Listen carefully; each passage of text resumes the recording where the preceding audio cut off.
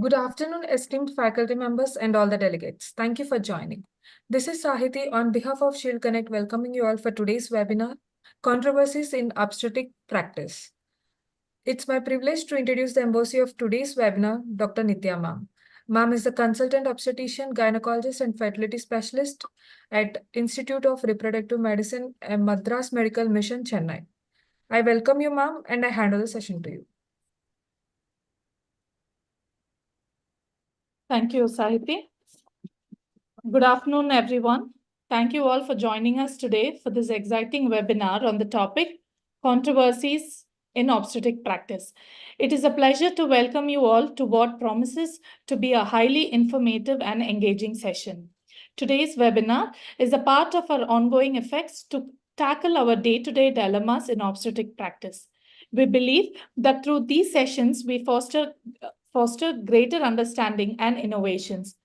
To mark the auspicious beginning of our webinar, we will commence with a lamp lighting ceremony.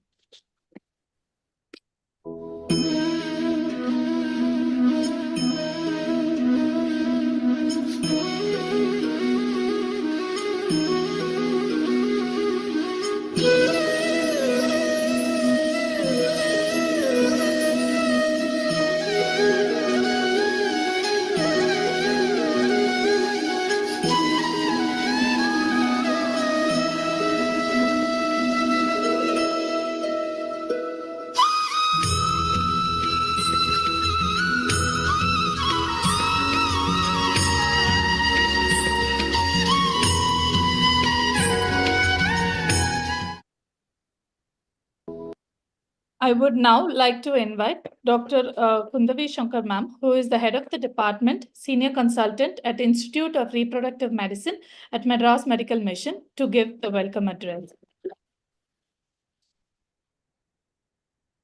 Thank you, Nitya. Good afternoon, and on behalf of IRM and Madras Medical Mission, we welcome all of our faculty and the delegates for this interesting webinar on controversies subject in obstetrics. We have the stalwarts here, and let's hear from the experts. And I'm sure the delegates will definitely benefit from this webinar. I really thank Dr. Suresha, Dr. Shanti ma'am, and Dr. Shobna, in spite of the busy schedule, to having accept our invitation and being here. And I'm sure this is going to be a very interesting webinar on this various controversial subject. Let's move on to the webinar. Over to Dr. Nitya. Thank you, ma'am, for setting the tone for the webinar.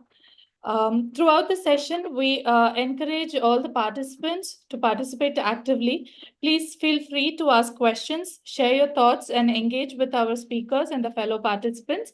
You can use the chat box or the Q&A feature to submit your questions, and we will address them during the designated Q&A segment. I would like to invite our first speaker, Dr. Shobana Mahadevan ma'am, a consultant at Sitapati Clinic and Hospitals, Chennai. Madam has a special interest in high-risk pregnancy management and is actively involved in teaching programs. She will be sharing her expertise on antenatal steroids, offering valuable perspectives and actionable insights that we can all benefit from. Over to you, ma'am. Thank you very much. At the outset, I would like to thank the organizers for such a very relevant program, not only concentrating all the important topics in this field, but also on the controversies, because there is always something coming up newly every day, and we don't know which one to follow. What was relevant, what was safe yesterday happens to be unsafe and riddled with controversies and problems today. And of all the topics are very well chosen. And my topic today, I can't overemphasize that it is something that is bread and butter for all the obstetricians. Are my slides visible now? Yes, ma'am. Yeah, okay. So, why are we talking about antenatal corticosteroids? Because they are a very, very important intervention in the armamentarium of a practicing obstetrician. And the context in which we use this is in the preterm birth. Now my slides have to move. Double click on the slide, ma'am.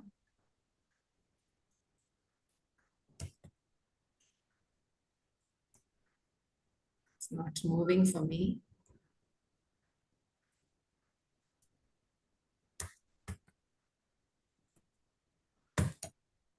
Sorry.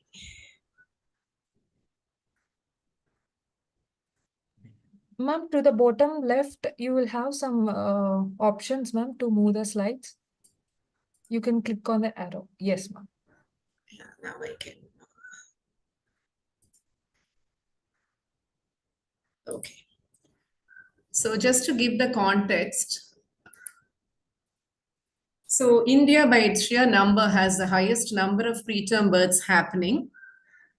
And if you just to give a perspective about what is preterm labor, we have usually the preterm labor is defined as a delivery that happens between less than 37 weeks of gestation. But again, what is the earliest gestational age to say, okay, beyond this is preterm? We don't have a lower cutoff for this. This is because the viability as we define as a salvageability of a preterm fetus differs with the resource that we are talking about. In general, anything that is less than 28 weeks is called extremely preterm. And between 28 and 32 is very preterm. 32 to 34 is moderate preterm. And 34 to 37 weeks is called late preterm delivery. And it is important to know that majority of the preterm births occur in low-income countries.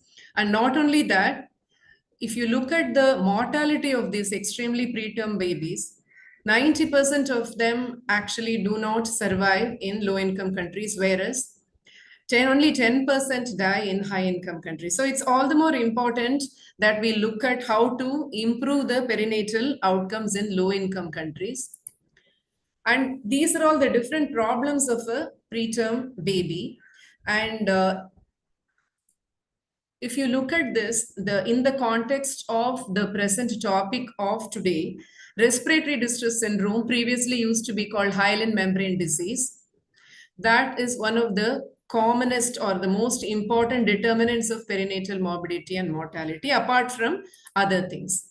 Now, the various interventions that we have in our hand in order to improve the perinatal outcome, as you can see, the first and foremost effective intervention is antenatal corticosteroids. And we have tocolytics.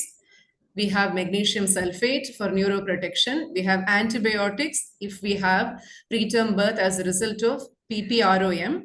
And other things such as after delivery, the mode of delivery and after delivery NICU care are also important interventions in improving perinatal outcome.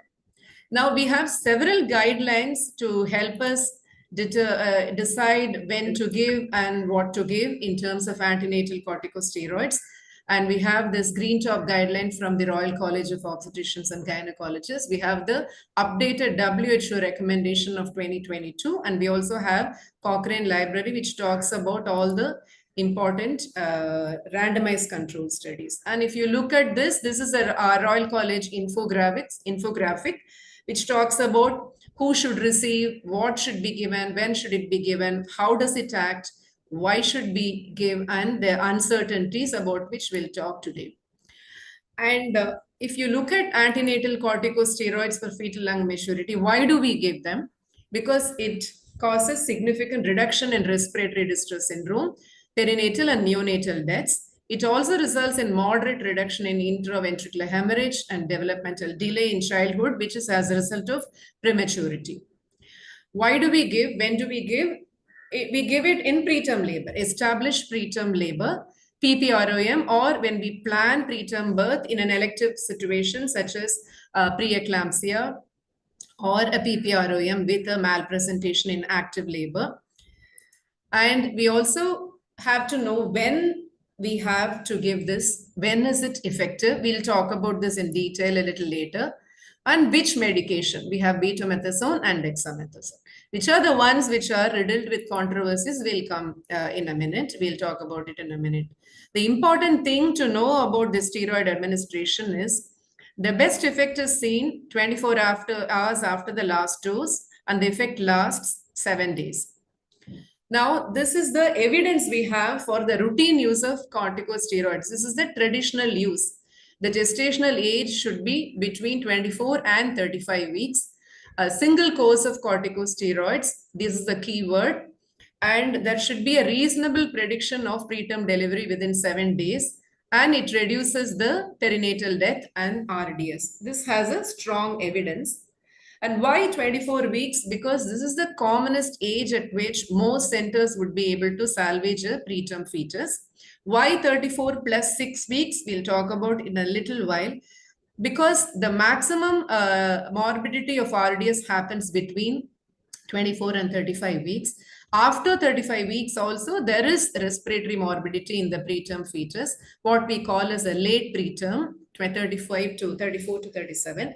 However, the overall percentage of complications in this late preterm group is slightly lesser, and therefore the balance between the benefit of giving the steroids and the risk of giving steroid becomes a little tilted. And what is the risk of giving steroids? We'll talk about it in a minute. And therefore, what does the evidence say? There is high certainty that it will reduce the perinatal death. If you can look at the risk reduction, it is 0.85, which means there is a definite reduction in the perinatal death, and neonatal death risk reduction is 0.78. There is moderate certainty about reduction in the intraventricular hemorrhage, though it says risk reduction is even better than the other two outcomes, 0.58. And reduces the developmental delay in childhood by a risk reduction of 0.51. Here, the evidence is not so strong as in reduction in perinatal death and neonatal death. But however, definitely there is an indication to give steroids for all these 4 reasons. But what are the challenges? There is a very short window of benefit. The benefit lasts only 7 days. And therefore, we need to be reasonably sure that the preterm birth will happen within those 7 days. If we give without enough precision in accuracy in predicting preterm labor within 7 days, we may be actually overtreating. If we don't want to overtreat and we want to go closer to the time of delivery, sometimes the delivery itself will happen and we may be undertreating. And therefore, if we give the steroid and then the pregnancy goes beyond 7 days, we may be compelled to repeat the dose, and there is a potential for harm with multiple doses. These are the issues. So let us see one case scenario. 34 weeks primary IVF conception, type 2 diabetic, with good glycemic control. Her delivery is planned at 36 weeks for whatever reason. Should I give steroid? We know that there is evidence to support the use of steroid up to 34 plus 6 or 35 weeks. But can we push it a little longer? Give it at 36 weeks. And what will go wrong? Why can't we give? This is a common scenario, right? So the evidence for this question comes mostly from the antenatal late preterm study. It was a multi-center, double-blinded, placebo-controlled RCT. If you look at most of the studies, we talk about the benefit of antenatal corticosteroids, they would have stopped with 34 plus 6. So this is a study that was exclusively done to understand whether it will be effective in late preterm babies. So in this study, preterm labor with intact membranes, spontaneous preterm labor, anybody who had spontaneous rupture of membranes in the late preterm gestation, or we electively plan to deliver them in the late preterm. All these patients were included, and there were some strict exclusion criteria. So if you look at the bottom box, the neonatal composite of the outcomes were looked at: respiratory treatment, stillbirth, neonatal death, which occurred up to 72 hours. There was a risk reduction of 0.80. So there is some evidence to say that, yes, if you were to administer them for a high-risk group between 35 and 37 weeks, there may be a benefit. Okay, then what is the problem? So if you look at this study, this is often quoted study for the benefit of steroids in late preterm, 35 to 37 weeks. Again, it says reduced need for respiratory support, but there is a higher risk of neonatal hypoglycemia. And why are we worried about hypoglycemia? Because neonatal hypoglycemia is one of the reasons for developmental delay. And therefore, we need to be cautious about this. If you look at the bottom line, the overall incidence of RDS, TTN, need for surfactant therapy did not differ significantly. And so we need to really think, should we really be giving beyond 35 weeks till 37 weeks? So this is another study which looked at long-term outcomes in late preterm births between 35 and 37, which looked at the outcome at 5 years of age. Somebody who had received antenatal steroids in late preterm, there was an increased risk of suspected neurocognitive disorder. But if you look at the hazard ratio, it is not a lot, it is only 1.1. And the need for audiometry testing was about 1.2, visual testing was 1.0. It's not a lot because we don't have such a large evidence to say that it is, we don't have large numbers looking at the long-term outcome, but there is a suggestion. There is a suggestion that it could be potentially harmful. So the overall thing to say is there is a reduction in risk need for respiratory support, which comes out of a Cochrane review of a single trial, but there can be likely neonatal hypoglycemia may cause behavioral problems.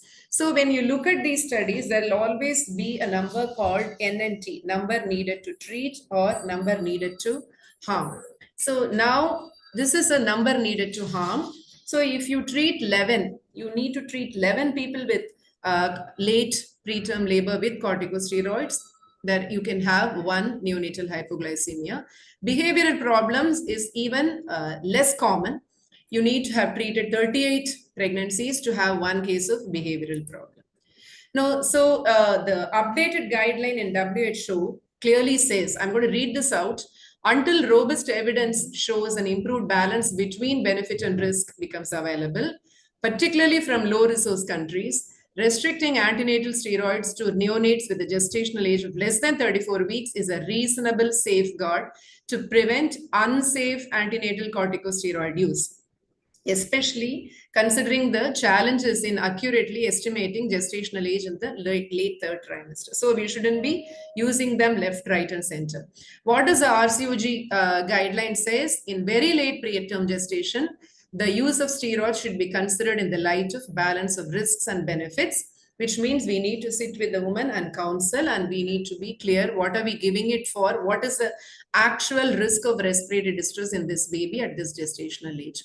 ACOG, so if somebody has not received a previous course, obviously, it recommends, it can be considered recommended up to 37 weeks. So we'll go to the next controversy. We looked at late preterm, extending the usage from for 35 to 37 weeks.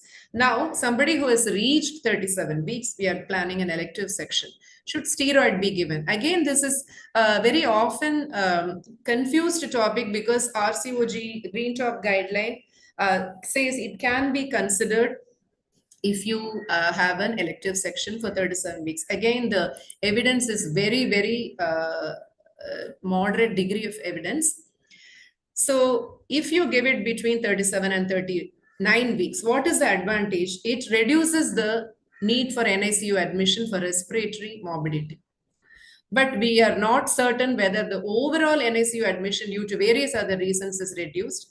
There is the potential for hypoglycemia, just like giving it for late preterm, and there is a potential for developmental delay. This comes out of a Cochrane review of low to moderate evidence of a single trial. So look at the need for respiratory distress at 37 weeks. It is extremely low, less than 5%.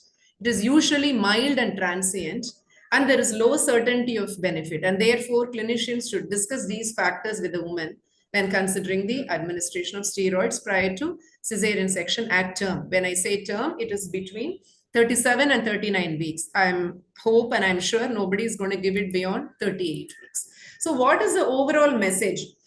Benefit of antenatal corticosteroids in reducing respiratory morbidity decreases with gestational age, with number needed to treat actually increasing and number needed to harm is also decreasing. And this applies to term elective C-sections also.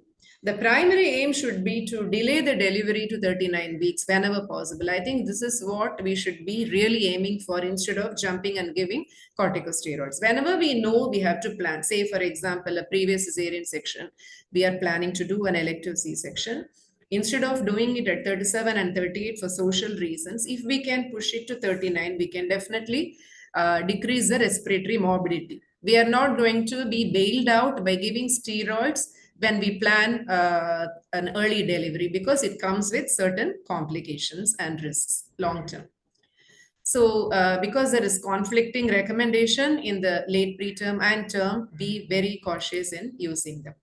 And neonatal hypoglycemia, if you look at any small study, whenever it was given for late preterm and term, this has been a consistent finding, and neonatal hypoglycemia is a marker for developmental delay. Now, we'll go to the other extreme. How early can it be given? Say, for example, somebody comes in, you are in a tertiary center where somebody comes in with PPROM at 24, maybe 23 plus 4, 24 weeks. Would you give steroids, and your neonatologist is confident that they can salvage the baby? Is steroid going to be really effective in reducing the respiratory complications? There are some studies coming up, and there are many observational studies. There is one systematic review, and therefore we have some evidence now. So it has a beneficial effect in reducing the neonatal death. So this is an old study, but this has been also proved in recent studies. As you go from 22, 23, 24, 25 weeks at every gestational age, when you compare giving and not giving antenatal corticosteroids, there is a small improvement in the outcome if you give corticosteroids. So we can definitely consider this, have a discussion with the neonatologist about the salvageability.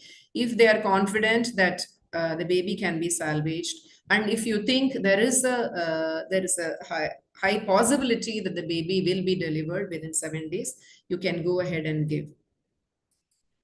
So the next controversy is what steroid to give. Is it betamethasone or dexamethasone? I think this controversy has been resolved with the Government of India initiative saying that dexamethasone should be given. So there are many studies now very clearly saying they both are equally effective. Previously, there was a preference to give betamethasone because dexamethasone, we thought we'll have to give it every 12 hours or even every 6 hours. But recent studies have shown that in the same dosage schedule as betamethasone, we can give dexamethasone 12 mg 24 hours apart, and they are both are equally effective. So the dexamethasone is listed in the WHO essential medicine list. It is inexpensive and widely available in facilities for multiple indications. The other problem with betamethasone is that in India, the salt that we have is betamethasone phosphate, whereas all the trials and abroad, they have used the combination of betamethasone acetate and phosphate, which is not available here. And therefore, now that both are equally effective and dexamethasone is also inexpensive, there is definitely, it is a preferred medication. And therefore, WHO Action 3 trial shows safety and efficacy of dexamethasone when given to women at imminent risk of late preterm birth is been proven. But again, the dosage schedule in recent trials has been definitely shown to be 12 mg 24 hours.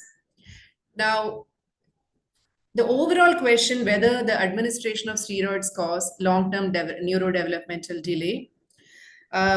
If you look at the study that came out in JAMA in 2022, so this took into account all the people who received steroids with a suspected preterm labor.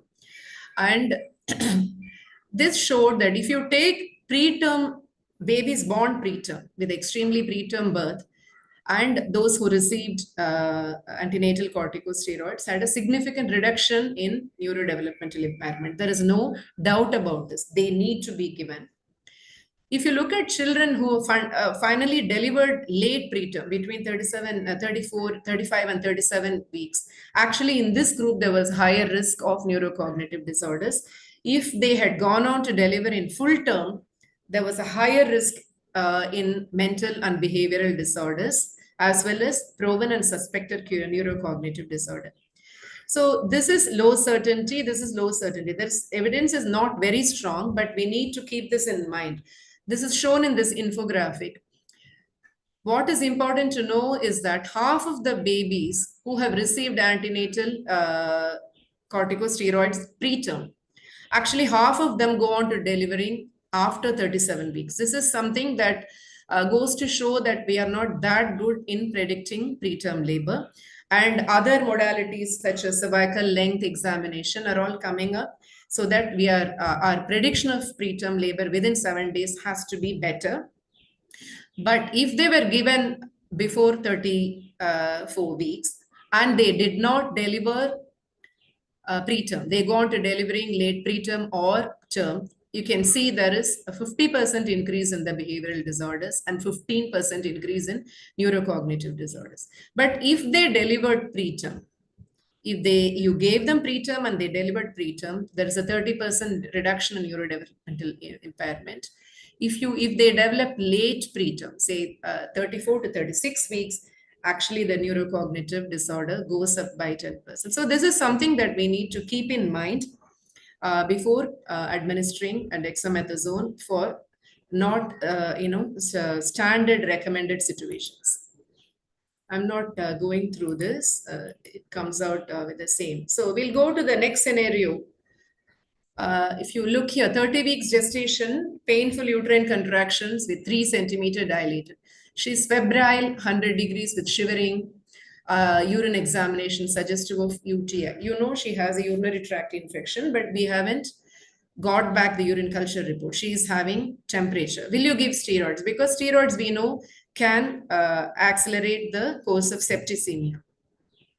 So when is steroid indicated? Is it contraindicated in the presence of infection? Now, again, if the infection is due to an isolated focus, that could have possibly triggered the preterm labor, say like typically a urinary tract infection, steroid should be given because it overall improves the perinatal outcome and does not worsen the infection if we give it under antenatal antibiotic cover. If there is a systemic infection with septicemia, definitely we should be more cautious. It should be weighed against the benefits. And do not, if there is sepsis suspected, do not wait for the steroid to be effective. You have to just go ahead and deliver if there is chorioamnionitis. This is something that should be the recommendation. So generally, if there is an isolated focus of infection, you can give steroids. If there is septicemia, you have to weigh the risk against benefit and do not delay the delivery. And we'll go on to the next scenario. Somebody 28 weeks admitted with pains with a BP of 160 by 100 with a 1+ of proteinuria. She was given steroids. Her BP was well controlled. She did not deteriorate. And then she was discharged, followed up regularly. Now she's 32 weeks and she develops a blood pressure of 160, 110. Her proteinuria has worsened and admitted. Now you think you're going to deliver her. Now the previous steroid was given 1 month ago. So should we repeat the steroids? Previously, there was strong evidence that repeated courses will cause more and more neurodevelopmental delay. But now the recent studies do not have a strong evidence for that. And therefore, should we be giving the steroids? Why does she need a multiple dose of steroid? This is because the effect of steroid is temporary and we are not able to precisely predict the risk of preterm birth. And therefore, some studies, actually randomized control studies, looked at giving multiple doses, and these studies consistently showed one thing. The earlier studies, people used to give every week because it lasts only 1 week. Multiple doses giving every week, but particularly in IVF setup, this used to happen. And they noticed that the baby went in for fetal growth restriction and the birth weight was significantly less. And then the Cochrane, the recent review also has answers for this.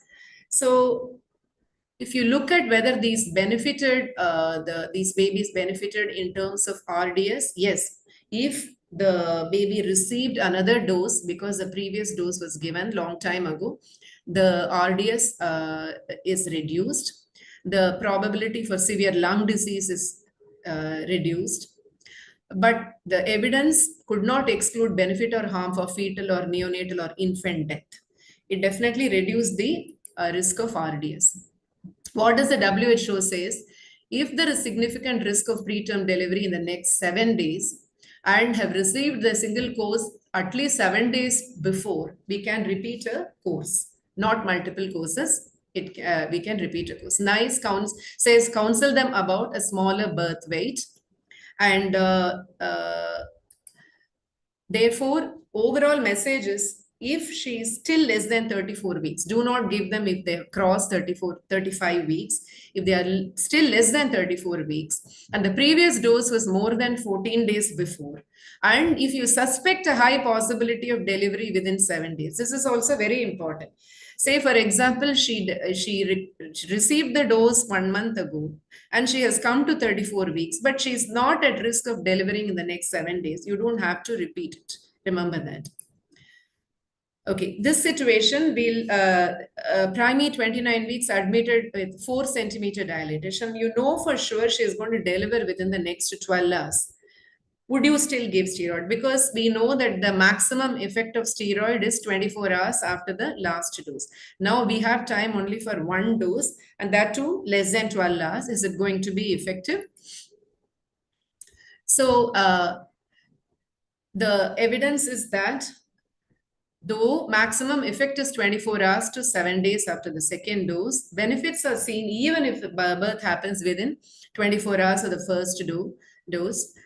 So WHO does not say benefit is there, but the recent update, it can be discussed with the patient. That is what the WHO guideline says.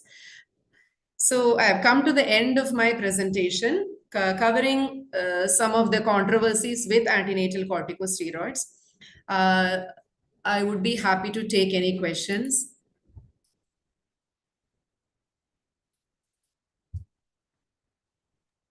More a comment, Shobana. Excellent evidence-based approach to that presentation. Really like the way you presented with all the evidences. Wonderful. My only query is, when you are talking about the infections, what did you mean by a focal infection you can give? What was the message there? So I was talking about an infection restricted to an organ. The commonest one is the UTI, which is the commonest trigger for a threatened preterm labor. So people will have fever, shivers, a temperature, and there is generally a reluctance to give steroids in the presence of sepsis, right? It's not septicemia as in patient having hypotension and organ dysfunction and all that. So steroids will worsen the sepsis, and therefore there is a general reluctance. But again, a lot of times this kind of pyelonephritis is the reason why she is actually going in for preterm labor, and the baby is at risk of all the complications of preterm birth. In this situation, the administering steroids is not going to make her go for septicemia. The other possibility is independently she's having a pneumonia, and then she's also going in for preterm birth. Can we give steroids when she's having a pneumonia? Those kind of situation we can give, of course, under antibiotic cover if it's a bacterial infection.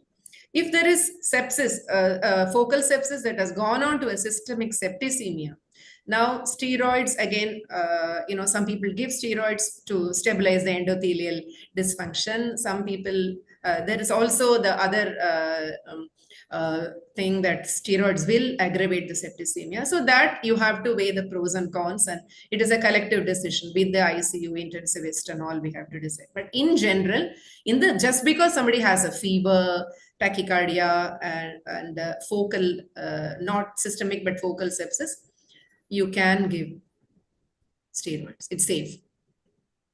Ma'am, we have some more questions. So Yeah. would you like to take them at the end? I can answer them now. I think we have some time. Are we running late? Yes, ma'am. Late? Yes. Okay, So, ma'am, if you could stay back, we'll take the questions at the end, ma'am. no problem. Sure. Thank you so much, ma'am. Thank you. Truly appreciate the time and efforts you have put into sharing your insights with us today, ma'am. Thank you so much. Thank you.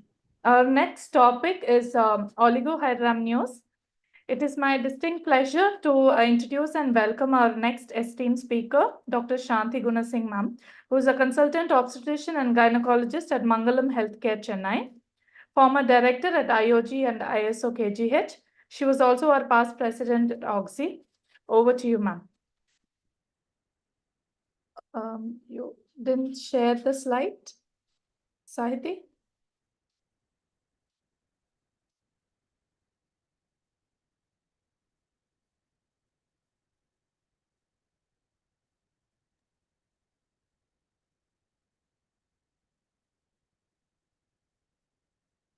One minute. One Yeah. minute. Yes, Thank ma'am. Yeah. Thank you, ma'am.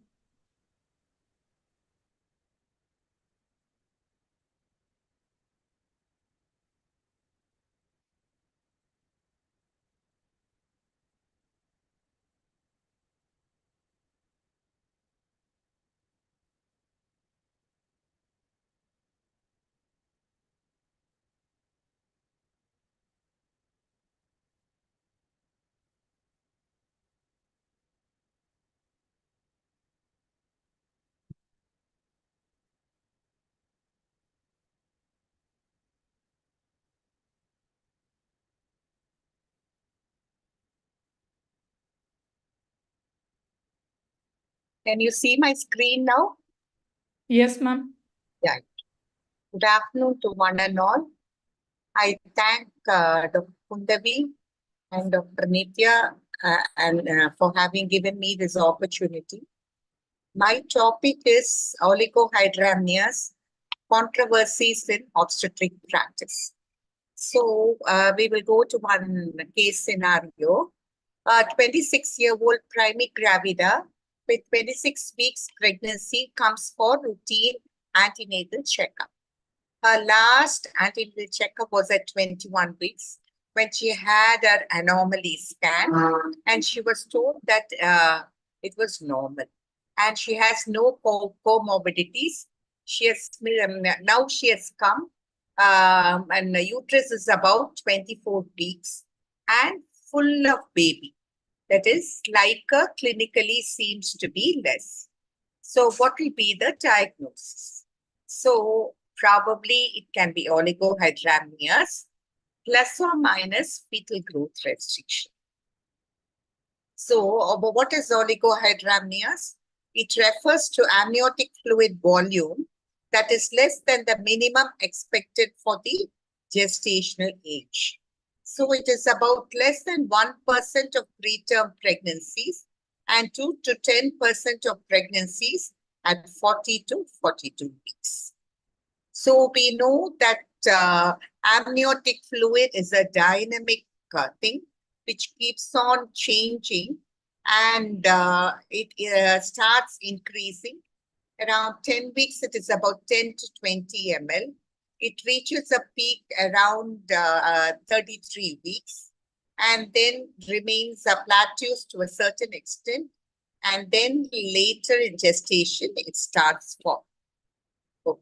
So in the second half of pregnancy, amniotic fluid is produced by the fetus as urine and lung liquid and resorbed by fetal swallow.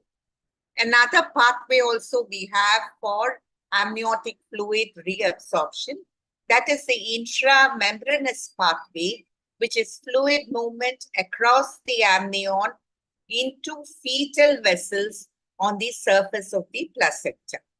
The rate of fluid resorption through the intramembranous pathway adapts to maintain normal amniotic fluid volume. A lot of fetal and maternal conditions can cause variations in fetal homeostasis and affect amniotic fluid volume by altering fetal urine production that we well know by the abnormal fetal kidneys, or by swallowing. When there is problem there also, it can result in polyhydramnios and possibly lung liquid secretion. Thus, amniotic fluid volume is a passive reflector of the fetal conditions. So this patient, we know she's having oligohydramnios. So what can be the causes?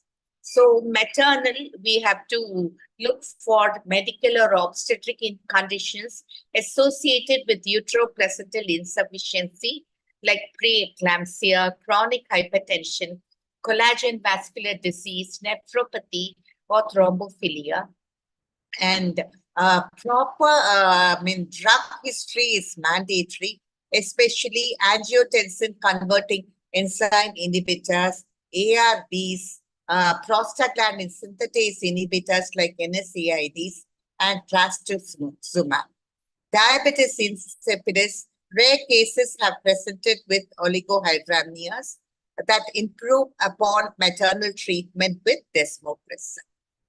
Placental abruption, especially chronic abruption, and twin-to-twin transfusion and trap sequence, where we see it in the donor twin, placental thrombosis or infection. And coming to fetal causes, mandatory to rule out chromosomal abnormalities, congenital abnormalities in the fetus, especially those associated with impaired urine production or excretion. So both production as well as obstruction, that is the outlet obstruction, we have to specifically look for. Growth restriction, fetal demise, for post-term pregnancy, ruptured fetal membranes. So any case of oligohydramnios, mandatory to rule out ruptured membranes and infection, especially parvovirus and all that can cause, and idiopathic. So how do we diagnose? So diagnosis is based on measuring amniotic fluid. So generally, OGCNs are very fond of doing amniotic fluid index less than, so anything less than 5 centimeter is oligohydramnios, although it differs with gestational age. So we just measure the vertical pockets. We divide the maternal abdomen into 4 quadrants and then add up all the fluid levels. So the single deepest pocket less than 2 centimeter is very important. So what is the controversy here? So single deepest vertical pocket or amniotic fluid as evaluation test for predicting adverse pregnancy outcome. This is the SAFE trial, a multi-center open-label randomized control trial.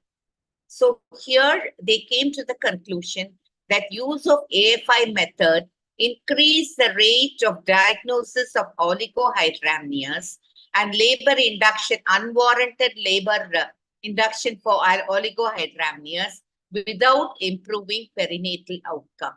Hence, the single deepest pocket is the favorable method to estimate amniotic fluid volume, especially in a population with many low-risk pregnancies. Probably in polyhydramnios, AFI will be a better indicator. So how do we measure STP? So ultrasound transducer is held perpendicular to the floor or perpendicular to the uterine contour when obtaining the measurement. Fluid pocket should not contain fetal extremities on grayscale examination, and measuring the largest unobstructed amniotic fluid pocket that is at least 1 centimeter. There is no role for color Doppler at all for measurement, but then to establish the absence of umbilical cord for pools of amniotic fluid, where this is not certain, probably it is permissible. So what do we do now? Thorough maternal and family history and targeted physical examination to look for maternal and familial conditions which I had elaborated earlier, that may be associated with oligohydramnios.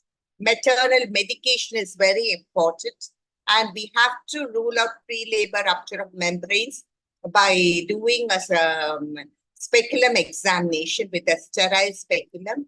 And if necessary, probably we can, if she complains of draining PV, then probably we can even use these kits which are commercially available. Detailed sonographic evaluation for findings that may account for reduced amniotic fluid volume. Assessment of fetal anomalies is mandatory, as I said earlier. Kidneys, bladder, umbilical cord, fetal insertion site, and vessel number. Fetal sex, all these problems are more common with male gender. Second trimester markers suggestive of aneuploidy, fetal growth restriction, and placental anomaly. So, if fetal anomalies are identified, offer fetal diagnostic genetic testing in the form of amniocentesis or cell-free DNA. Probably, what is the role now? So much, all these exome sequencing, all these things are being done. So only in a case of recurrent oligohydramnios and where previous autopsy has not thrown any light, probably in those cases, it might be helpful. So what are the types and frequency of congenital anomalies associated with oligohydramnios? Renal tops the list with 65%, but multiple anomalies can be seen, and aneuploidy is about 8%, central nervous system 5%, skeletal system 4%, CVS 3%, and others 4%. So what is the role for diagnostic transabdominal amnioinfusion? This is indeed controversial, especially see it is mandatory to rule out fetal anomalies if she has not had a proper scan earlier, or sometimes anomalies can evolve later too. So in that event, probably a diagnostic transabdominal amnioinfusion of 200 ml of saline under ultrasound guidance to provide better visualization of fetal anatomy and thus improves diagnostic precision. It temporarily increases amniotic fluid volume. And if any genetic material has to be taken also, then that can be done. And a case of PROM also, if the dye is instilled, then the draining can be made out well. Is there a role for fetal MRI? Routinely, no. But then it can be helpful to better define complex fetal anomalies when this information will alter patient care, as it is less limited by lack of amniotic fluid than ultrasound.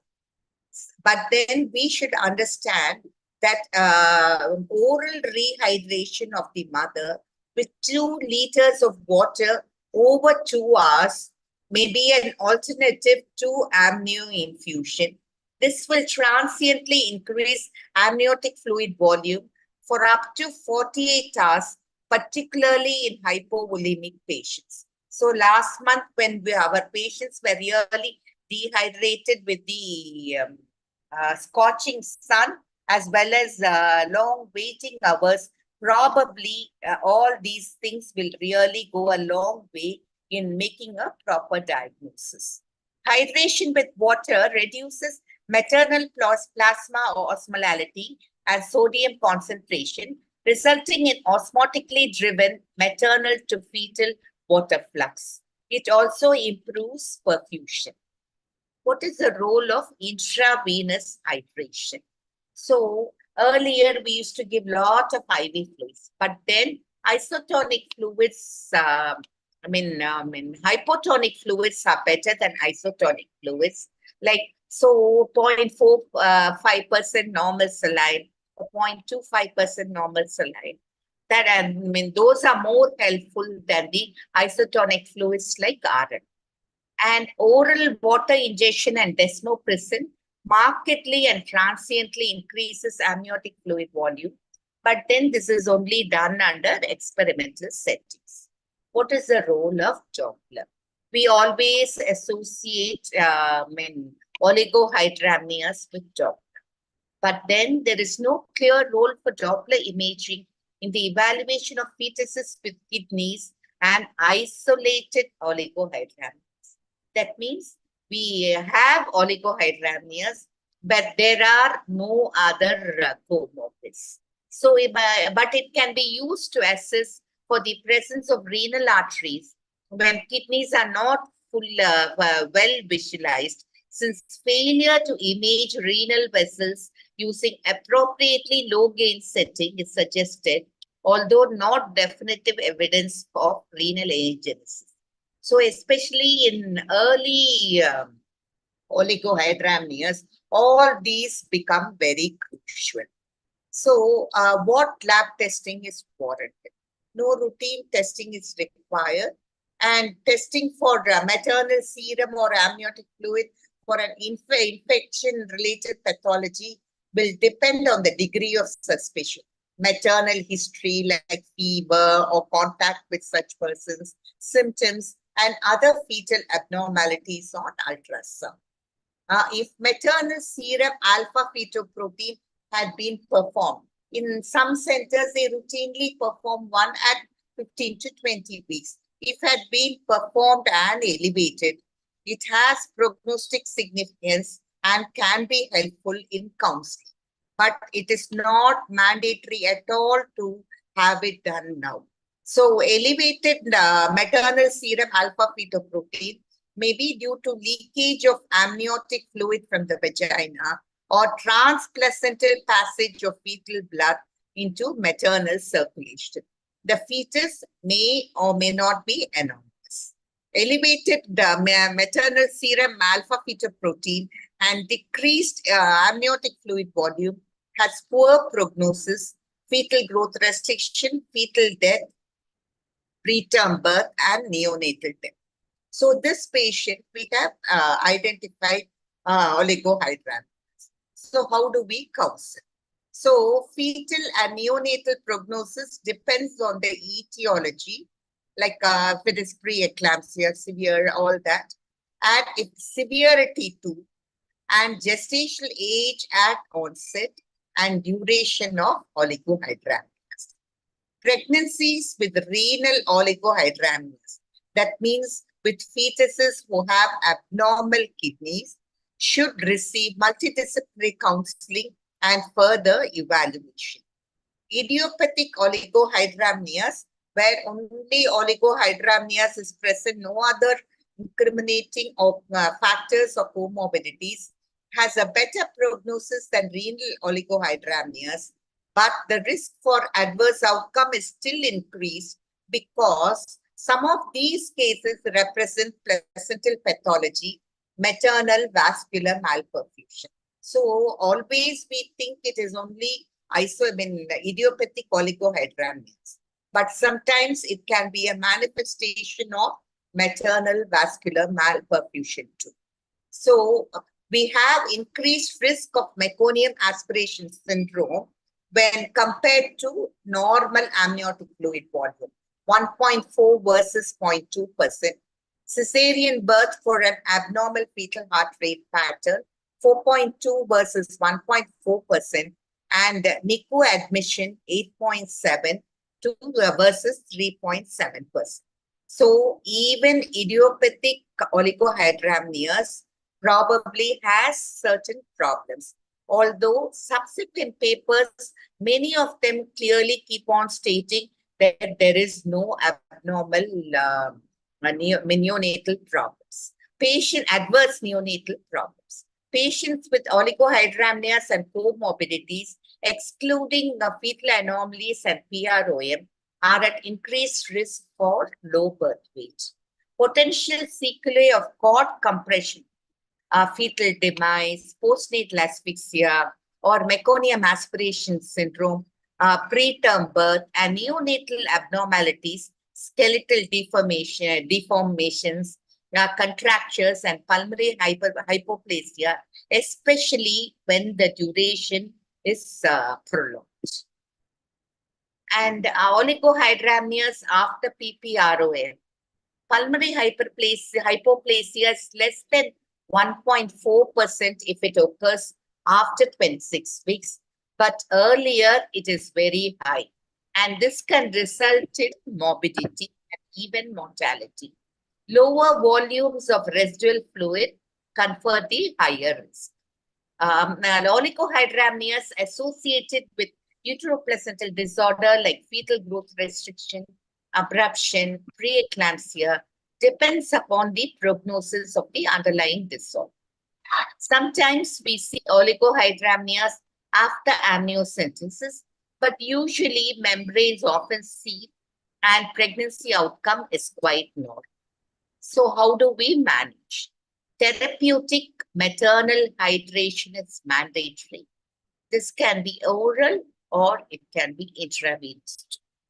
And we also talk about hydration and sildenafil citrate after 30 weeks. So sildenafil citrate, 25 milligram thrice daily and 1 liter of IV hydration followed by oral hydration significantly increase the AFI. But what is the controversy about the Strider trial was halted? This was actually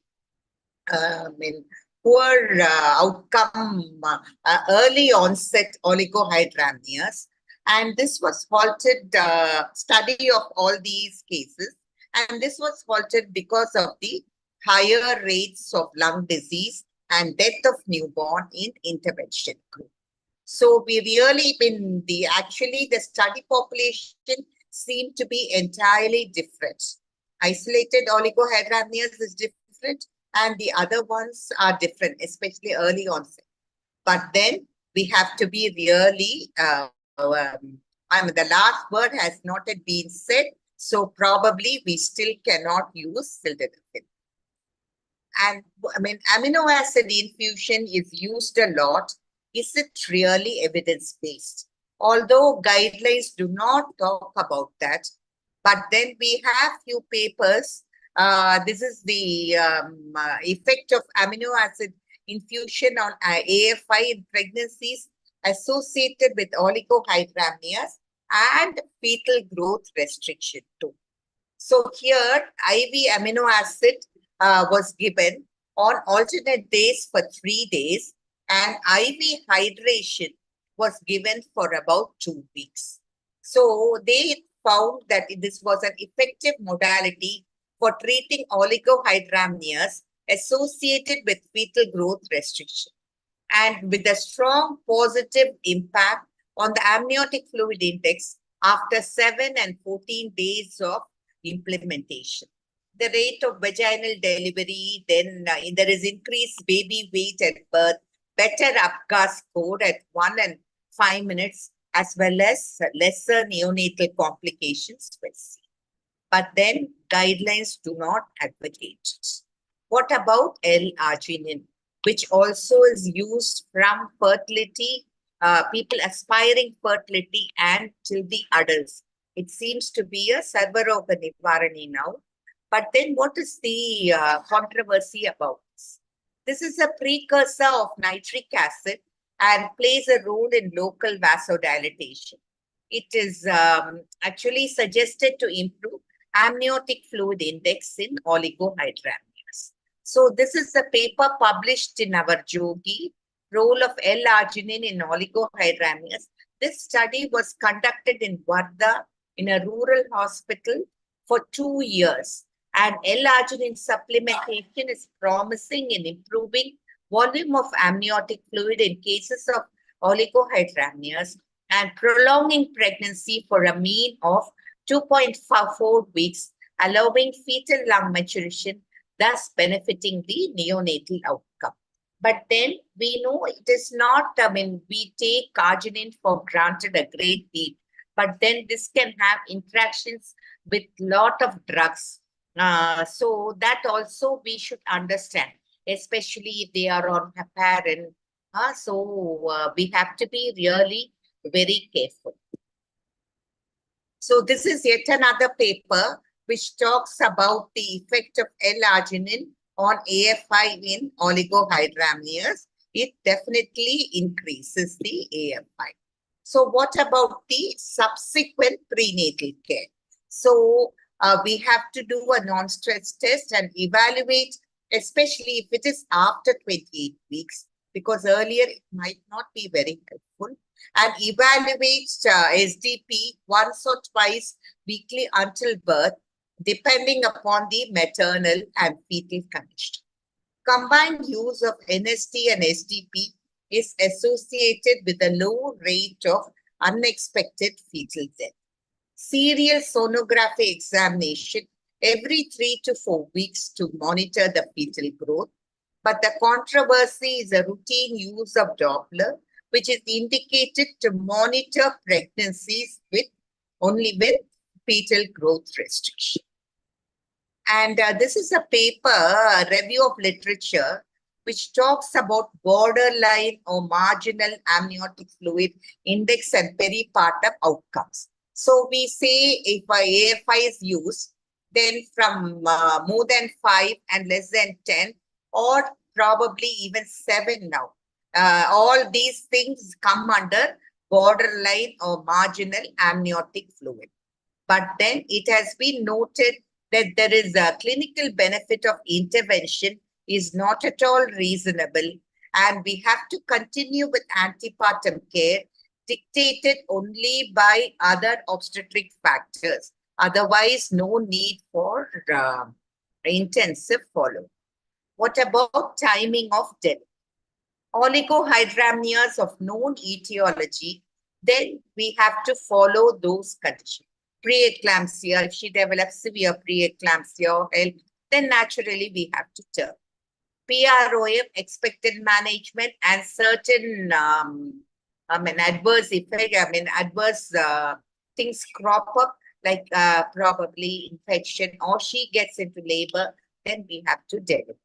And fetal growth restriction, of course, if it is early onset, then 34, not more than 34 weeks. So 32 weeks if it becomes really intense. So all that depends on the intensity. If it is a late onset, probably not more than 37 weeks. We have to turn. Congenital anomalies, accordingly, we will tell. Post-term, we can induce. What about idiopathic oligohydramnios or isolated oligohydramnios? ACOG recommends delivery at 36 to 37 weeks, 6 days of gestation, or at diagnosis if diagnosed later. But we have to consider the clinical scenario for past obstetric history and patient preference in the timing of delivery, regardless of Bishop's score. Alternately, the patient can be followed with serial NSTs and biophysical profile to be delivered not later than 39 weeks. So this is paper, Amniotic Fluid Index and Oligohydramnios, a deeper dive into the shallow end. So SDP is preferred to AFI for performing amniotic fluid volume assessments. Available data demonstrated significantly improved maternal and perinatal outcomes with a policy of labor induction at or beyond 37 weeks of gestation versus a policy of expected care. So this was what was generally considered. And what about the route and site of birth? Determined by obstetric considerations. Although the chances of cord compression and cesarean birth are increased, vaginal birth is often successful. But then neonatal care level should be appropriate for the potential respiratory and renal needs of the newborn. Sometimes all these newborns who have abnormal kidneys, they might even need to have renal replacements for months together, or might even need other drastic interventions. Continuous electronic fetal monitoring, given the increased risk of cord compression, but most patients will have a normal tracing. And what is the controversy about transcervical amnio infusion for patients with oligohydramnios and variable fetal heart decelerations in labor? So routinely earlier we used to give amnio infusion, but now it is not done anymore unless if you really think probably they can benefit from this so that cord compression does not occur. But then with variable fetal heart deceleration and in labor, we should really have the heart to give amnio infusion rather than take up for C-section. This is an original article from Pakistan. Isolated oligohydramnios is not an indicator for adverse perinatal outcome and should not be an indication for induction of labor as was earlier thought to be. That is 36, 37 weeks. That is now the thing. This is yet another one published in BJOG. Isolated oligohydramnios is not associated with adverse perinatal outcome. And we have yet another paper from US, although ACOG says 36 to 37 weeks. Lehman and Almond, they have said that assessment of the pregnant women with oligohydramnios, this is mainly only for term. So a woman who has pregnancies between 37 to 41 weeks, AFI less than 5 or SDP less than 2. We have to evaluate for ruptured membranes, review pregnancy dating, do a non-stress test to evaluate the fetal well-being, then determine presence of pregnancy-induced hypertension, diabetes, or other comorbids, and any uteroplacental insufficiency, and USG for ruling out fetal growth restriction and anomalies, even at this stage, although we might not be completely ruling them out. So if any abnormalities are revealed in any of these tests, we have to induce labor. If it is no abnormalities at all, it is just isolated oligohydramnios, initiate maternal hydration. 2 liters over 2 hours. Measure the AFI again in 2 to 6 hours. If the AFI still doesn't improve, consider inducing labor. If the AFI improves, perform AFI measurement and NST weekly or even twice weekly. So as adverse fetal outcomes have not been demonstrated, these people are very categorical. Earlier also, there were a lot of papers which were saying we were having adverse effects. But then now all the recent papers talk about just observation.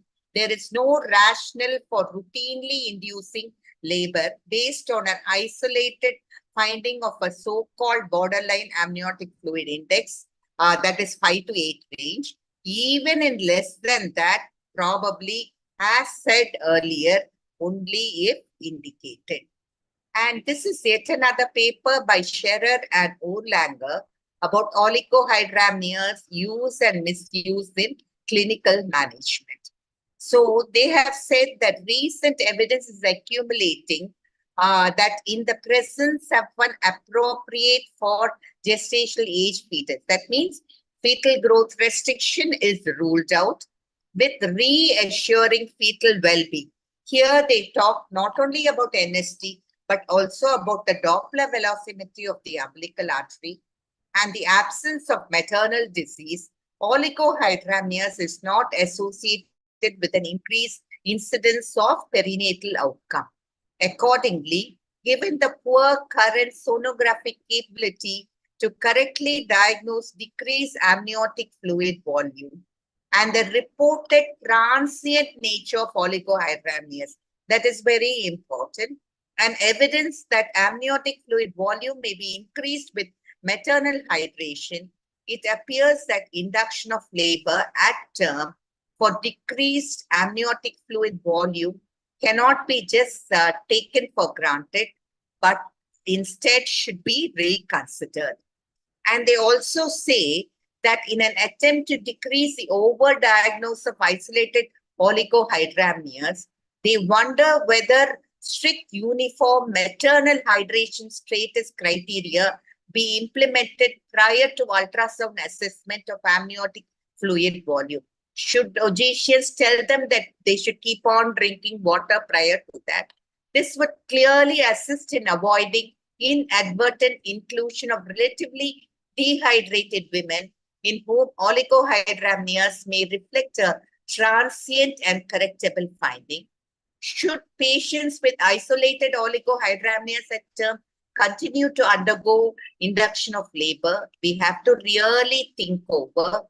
And should other less invasive management paradigms of the patient at term, this can probably include increase in maternal volume intake, either oral or intravenous, and subsequent reassessment of amniotic fluid volume be entertained. Or finally, they have mentioned, I think probably our fetal medicine specialists can throw light on this. What is the significance of full or distended full bladder noted in conjunction with isolated oligohydramnios? We also have papers which talk about the hourly fetal urine output being normal in isolated oligohydramnios. People talk about the aqua pores, that is the water systems, which are different. So alternatively, should any bladder measurement be considered when diagnosing oligohydramnios? So this is from the Society of Maternal and Fetal Medicine.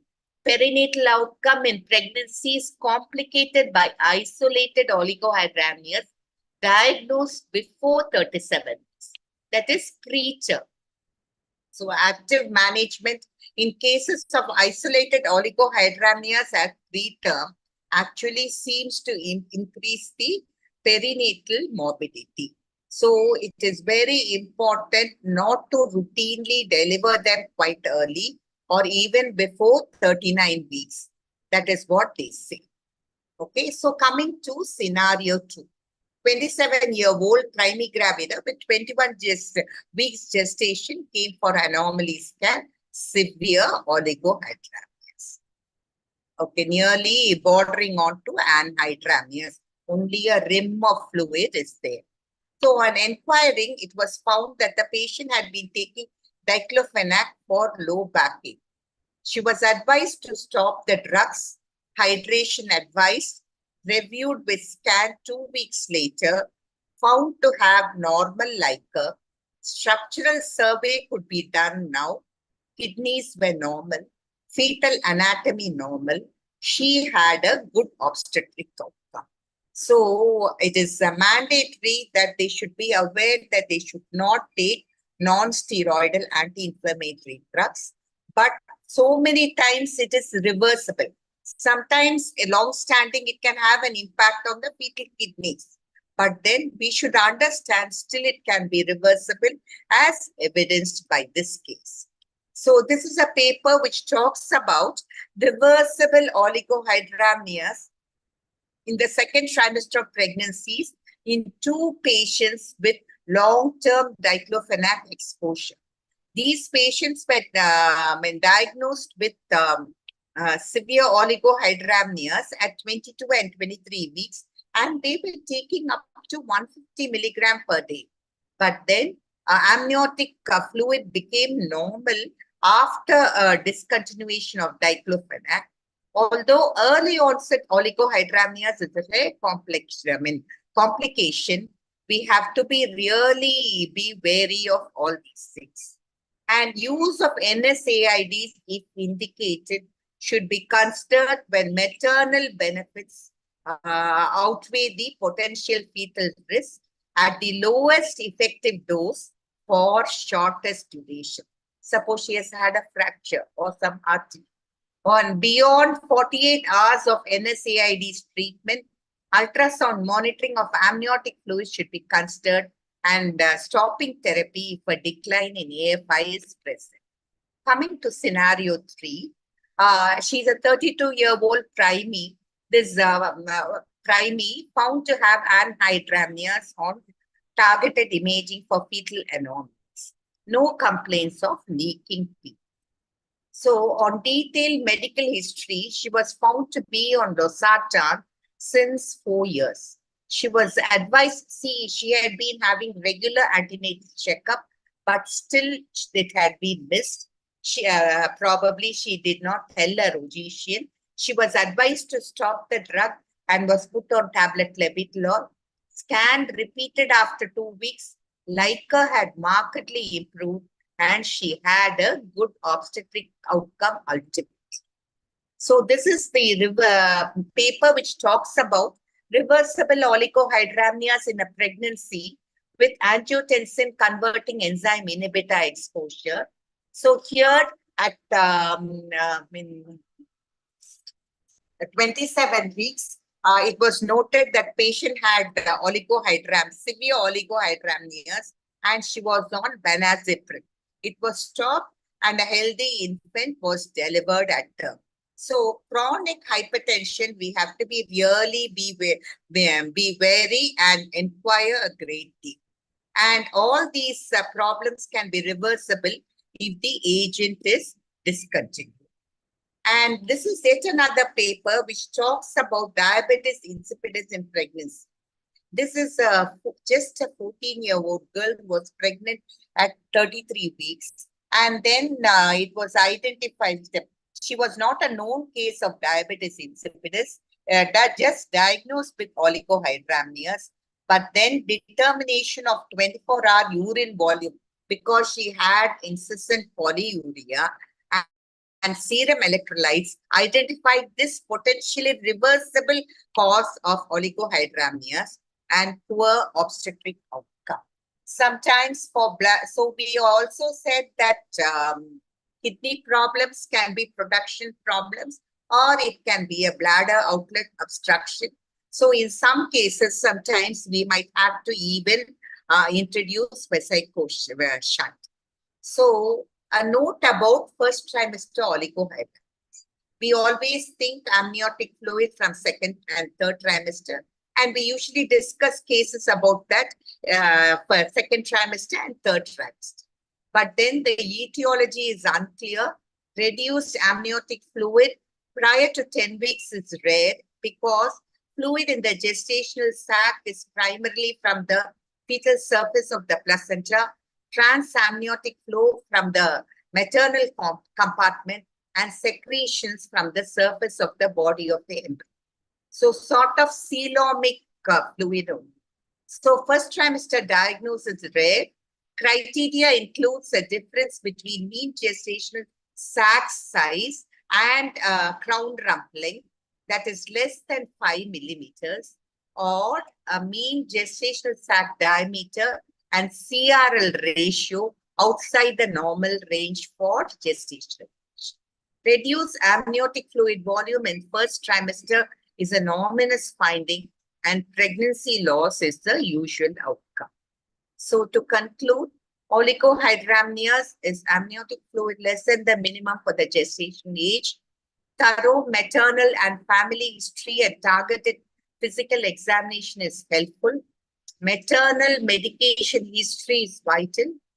Rule out pre-labor premature rupture of membranes. Fetal anomalies and fetal growth restrictions should be looked for. Monitoring with single deepest vertical pocket and NST. Termination is pregnancy is decided by the etiological factors. Isolated oligohydramnios can be delivered at 39 weeks, and appropriate newborn care is mandatory. So thank you very much for the patient hearing. And I once again thank the Dr. Kundavi and Dr. Nitya for the opportunity. Thank you. Thank you so much, ma'am, for your excellent presentation. There's a lot of queries regarding oligohydramnios. Can we take them at the end, ma'am, after the next presentation?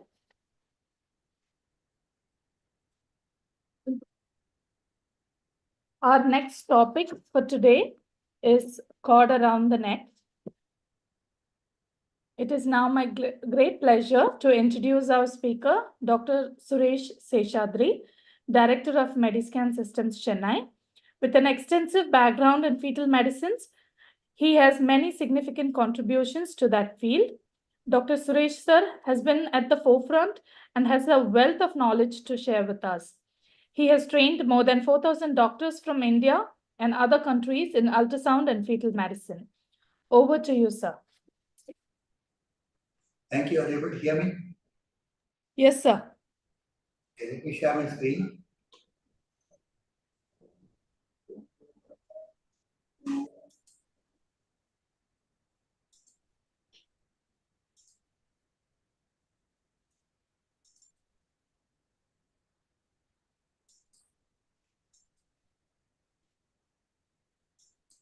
My screen is visible? Yes, sir. Okay, good afternoon. Thank you very much for inviting me. And today's topic is nuchal cord, which is usually a hot question in every single conference that we attend. At the end of the meeting, everybody will ask, what about nuchal cord? So today what we'll do is we'll recap all the evidences that are available and about this nuchal cord and what is our role and responsibility the same. About nuchal cord, there are several things which we need to know. One, of course, is we look at the Wharton jelly, and you can see in patients with high drops, you can see the jelly becoming large, the cord becoming thicker, and as gestation age advances, the Wharton jelly also increases in size. The next is the cord length. Normally, we do not measure the cord length, but we can identify a very, very short cord in cases of body stock anomaly. Then, more recently, people have started about what is called as the coiling index, which is the number of coils per centimeter of the cord. And here you can see a cord which is called as a hypercoiled cord. And then we are aware of a very important anastomosis called the hiatal anastomosis, which happens at the base of the umbilical cord, just before it enters the placenta, where there's a communication between the two umbilical arteries, which is why even with a single umbilical artery, the babies seem to grow reasonably well. And then single umbilical artery is something which we always look for while doing the scan. So there have been 57 studies with 830,000 participants. The incidence of nuchal cord is about 22%. It means a quarter of the baby which are pregnancies, you are going to see nuchal cord. 16% will have a single loop, and two loops 3%, and more than two loops it becomes 1% and less than 1% after that. Now loose cord 10% versus tight cord 5%. The incidence diagnosed by ultrasound at any gestational age is around 28%, provided you are looking for it. Because the practice of whether we are looking for a cord routine or no is something we will let you know as we go by. So here's a 32-year-old third gravida, first and second full-term normal delivery, third pregnancy at 22 weeks. And you can see the cross-section of the neck with the umbilical cord which seems to go around the neck. But again, there's a 33-week priming. Ultrasound reported one loop of cord seen close to the neck. And we really don't understand what this actually means. Because yes, there is a loop of cord, that's the neck. But you can see the cord is actually going away from the neck as compared to this cord which is actually encircling the neck.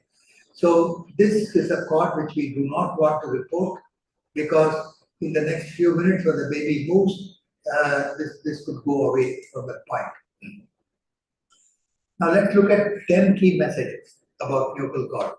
How to identify nuchal cord on ultrasound, how good are we at diagnosis of nuchal cord, what are the types of nuchal cord, then nuchal cord and Apgar scores, nuchal cord and non-reactive fetal heart rate or CTG, nuchal cord and stillbirth, nuchal cord and neurological morbidity, nuchal cord and cardiorespiratory morbidity, also mode of delivery if there's a nuchal cord, and nuchal cord and medical legal issues. So these are things which we look at briefly.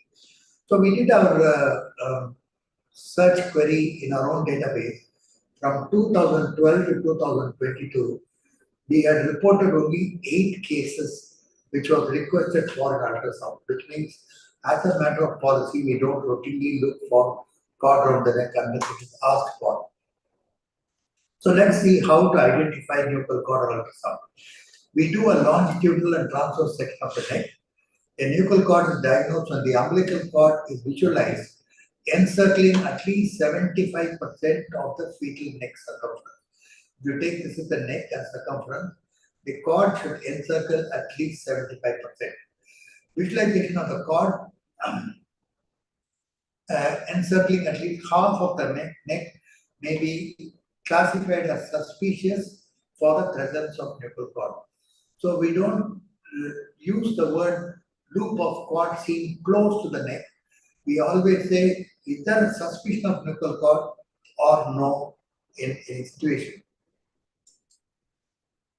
Next, here are some other pictures, and you can see I am seeing a coronal section in this video, and in this coronal section, we can actually show that there are loops of cord seen on both sides of the neck. Right? And here there's a sagittal section where you can see a loop of cord or a cord, not a loop of cord, but a cord which is present behind the neck. But what is important to see is you can see the skin is actually compressed there. And you can see the skin which is compressed there. It's not a smooth skin. And that is an important sign which we will talk about presently. And here's a cord which, as I showed you earlier, which is going away. And this cord is going encircling around the neck. Right. Next is how sound is ultrasound in detecting nuchal cord. Out of 289 deliveries, 52 had a nuchal cord in this study. Ultrasound detected 18 out of 52, which is 35%, which means 65% of cords will go undetected. And 19% were false positive, were reported in the scan but negative at delivery. Extremely important. 19%, between 20% of the cords that are reported are actually false positive cords. Now, if you look at sensitivity and specificity, if you look at another study, we did 120 cases with 35 nuchal cords. Grayscale, 68% or 69% sensitivity with a specificity of 80%. If you use color Doppler, the sensitivity increases to around 83%, and if you use a 3D, it's about 71%. So color Doppler seems to be a method which will help you to increase the detection rate of nuchal cord. Now, let's look at complex umbilical cord entanglement.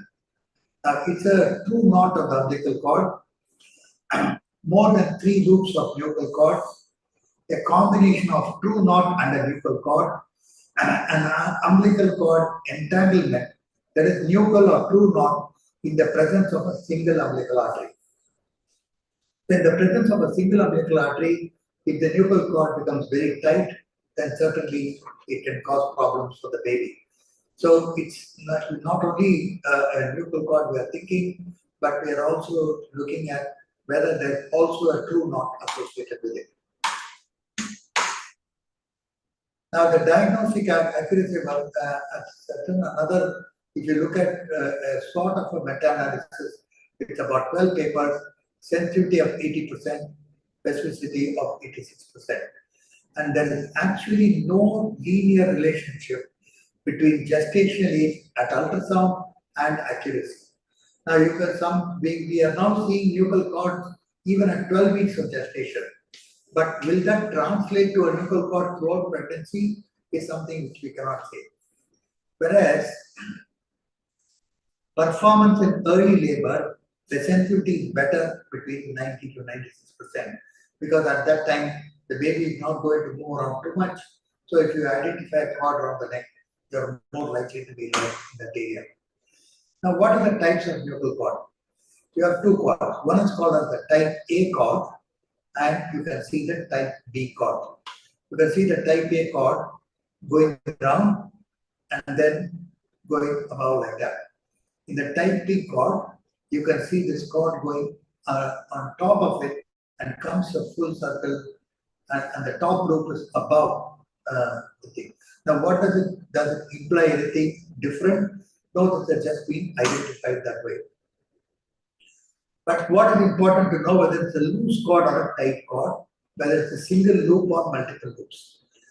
A 360-degree wrapping of the umbilical cord around the fetal neck, and at the time of birth, tight or loose, whether the loop can be manually reduced over the fetal head.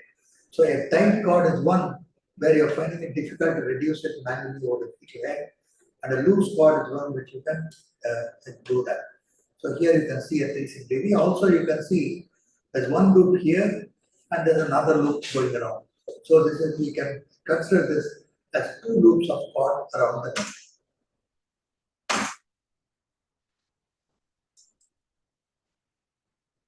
Now, ultrasound cannot consistently and reliably distinguish between tight and loose nuchal cords. The indentation of the fetal neck suggests that the cord is tight. I'll go back to this first picture which I showed you, where you can see the skin of the neck is indented. Normally, when the cord is loose around the neck, you don't see this indentation, and this sign is called as the divot sign. Now, what do you mean by a divot? While playing golf, when they use the club and hit the ball, a small little cup-like excavation happens in the ground, and that's called as a divot. And so, if you see this divot, that means you know that the cord is compressing on the neck. And of course, it should be remembered that tightness may change during labor as the fetus descends through the birth canal. So you can report a loose nuchal cord, but as the lady goes into labor, it might become tightened. So we don't have, we cannot be sure for that. Now, what are the implications here? The concerns are impact blood flow through the umbilical vein because of its relatively thin wall. Because a little bit of compression, the venous flow can be affected. Because generally there is unimpeded arterial flow from the fetus to the placenta, and fetal-placental blood volume, because it becomes reproportioned away from the fetus and into the placenta. So the umbilical artery is pushing blood into the placenta, but the return is not happening because the vein is a bit compressed, and that you can see causing deceleration. Right. Now, out of 219,000 live births in a 6-year period, 6.6% were charted as having a tight nuchal cord and 21.6% having a loose nuchal cord. And there were no differences in the demographic factors which are gestation age at birth. You can see tight nuchal cord, loose nuchal cord, or no nuchal cord. The gestation age at birth does not vary. Similarly, primary gravida, there is no change. The race has no impact, and when there's a tight nuchal cord, there's a slightly higher chance of having a shoulder dystocia. Okay. Now, term neonates with a tight nuchal cord were slightly more likely to be admitted to an NICU. Here you can see 6.6% versus 5.3%. Or with no nuchal cord, about 5.9%. So a very small change which is there. Similarly, there is not much of a change in the dopamine in the first 24 hours. Maybe an RBC transfusion in the first 24 hours, again, there's not much of a significant change. So hypovolemia or anemia were not common among those with a tight nuchal cord. What about birth weight? Very low birth weight infants, which is less than 1,500 grams. The incidence of severe intraventricular hemorrhage, retinopathy of prematurity, periventricular leukomalacia, and early neonatal demise, there is absolutely no difference whether it's a tight, loose, or no nuchal cord. So, nuchal cord does not affect any of these factors as per the evidence that is available. So we can say no clinically significant differences in outcomes of neonates, nor in the subset of very low birth weight neonate delivered after a tight nuchal cord. So this paper said, we speculate that individuals providing care for neonates are not obligated to routinely order extra laboratory tests or conduct extra monitoring solely because of the report of a tight nuchal cord. So, but let's move on to single versus multiple loops. Now, this is a very large study of 42,800 women with singleton vertex vaginal delivery between 24 to 43 weeks of gestation. 8.9% had one loop of cord, 2.4% had two loops of cord, and 0.6% three loops of cord. Nuchal cord with three loops was an independent risk factor for operative vaginal delivery and Apgar score at less than 7 at 1 minute of life. A single nuchal cord was not associated with adverse perinatal outcome.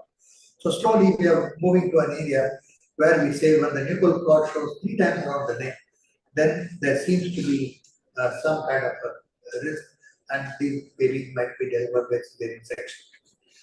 Now, a single loop of cord birth was associated only a 1 minute Apgar score of less than 7.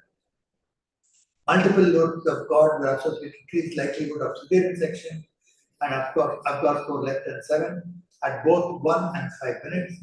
And tight loops of nuchal cord but not loose loops were associated with low Apgar scores. So again, the question becomes whether it's loose or tight seems to be the most relevant question. Now, for NICU admission, as we had already said, there is no evidence between nuchal cord at birth and NICU admission.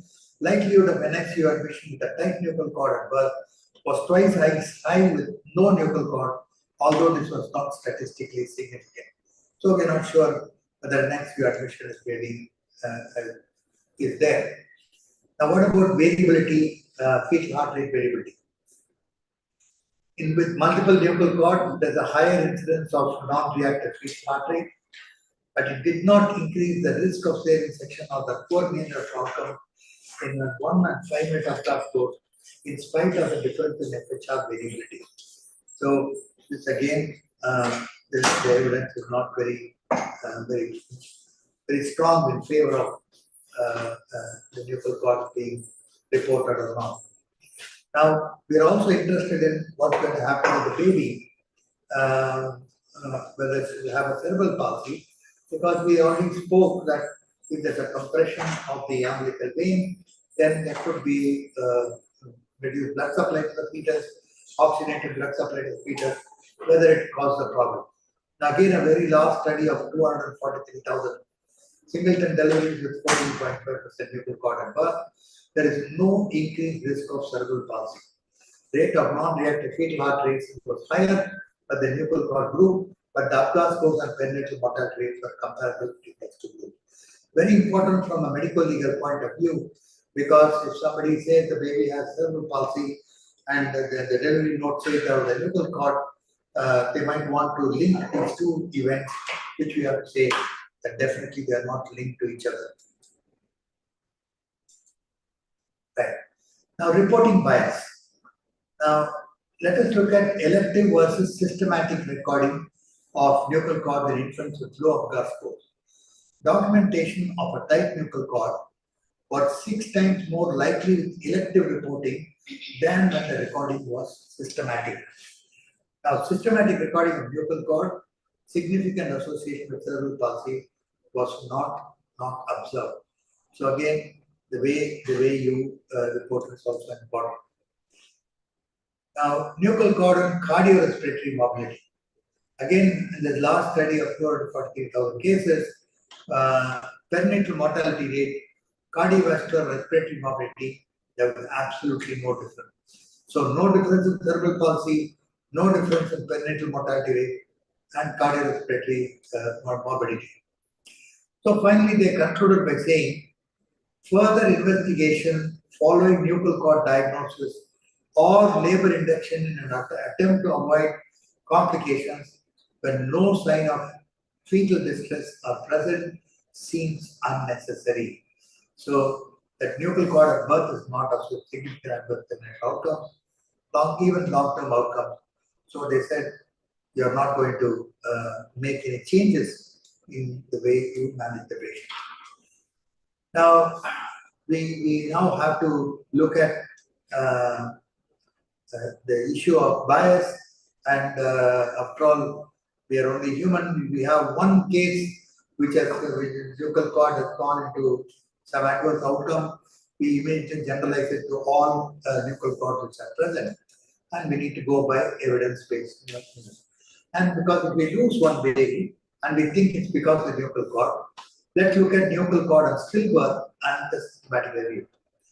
There was no statistically significant association was detected between nuchal cord and stillbirth. And comparing to multiple loops to no loops, the odds ratio was about 1.9. Maybe that's a very marginal thing with this multiple loops. So overall, stillbirth rate is not increased with nuchal cords. And this, of course, is the data to support that. Now let's look at nuchal cord as the delivery mode. Cesarean section was significantly more likely in pregnancies with nuchal cord detected on ultrasound. So obviously, when we give a report of nuchal cord on ultrasound, more number of them will go for cesarean section, and higher rates of nuchal cord in the intrapartum cesarean section group compared with the elective cesarean delivery. And in the new analysis of cesarean delivery, we also found higher rates of non-reactive fetal heart rate in the nuchal cord group. Presence of nuchal cord may cause non-reactive fetal heart rate that leads to higher rate of emergency cesarean section.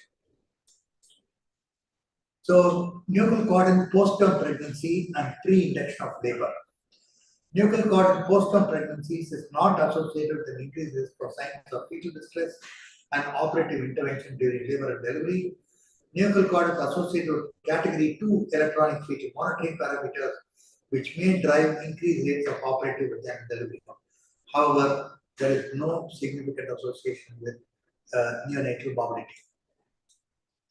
So conclusions are the evidence on nuchal cord, single, multiple, loose or tight. It's a random event.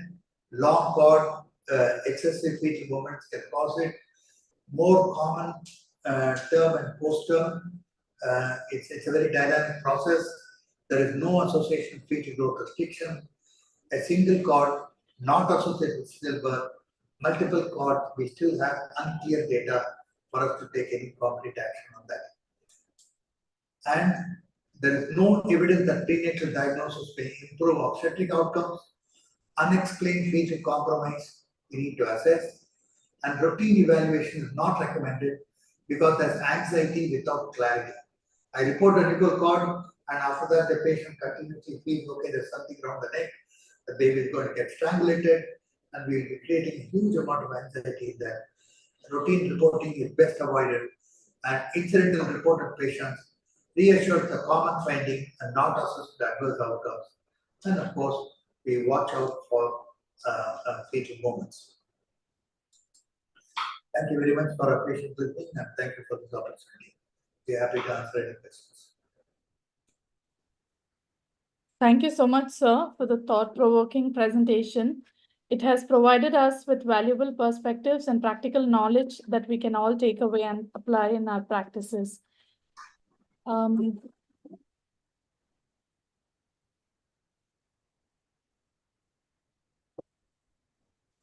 Dr. Shobana, ma'am, there are some questions to all three speakers. Yes. Can we take the questions? Yeah. Yeah. Shobana, ma'am, what is your practice regarding steroids? So we give up to 35 weeks. And lowest gestational age will depend upon the situation. But generally, once the baby crosses 25 weeks, which is the rate of salvageable gestational age in our setup, we would give. If somebody is admitted with TPROM at 24 weeks, we'll wait till 25 weeks and then give the steroid. I'm sorry I did not include two important issues. Somehow it got missed in my presentation. One is diabetes and the other is twin gestation.